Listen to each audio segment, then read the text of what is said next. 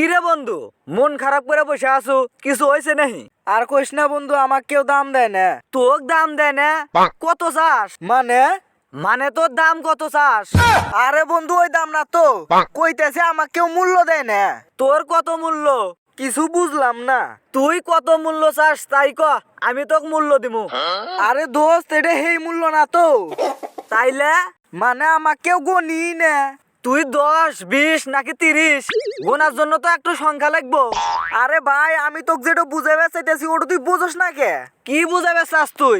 আমি বুঝাইবে চাইতেছি, দেখ তোকে কিন্তু অনেক মানুষ চেনে, তোর একটা ভালো পরিচয় আছে, তোরে অনেক মানুষ ভালোবাসে, তোকে সবাই দাম দেয়।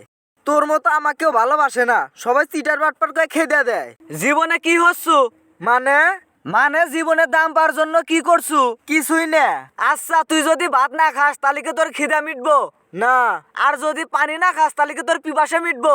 না তাইলে বোস, জীবনে তুই যদি কিছু না করস তাইলে মানুষ তো কেমনে চিনবো? এইটা তো কোনোদিন ভাবি নাই। তোর দ্বারা যেটা হবো তুই ওরই হর, একদিন তুইও সফলতা পাবি। ধন্যবাদ বন্ধু, ভালো একটি পরামর্শ দেওয়ার জন্য।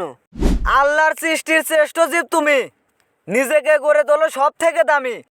সবাই যদি পারে তুমি কেন পারবে না? চেষ্টা করতে থাকো, ব্যর্থ তুমি হবে না।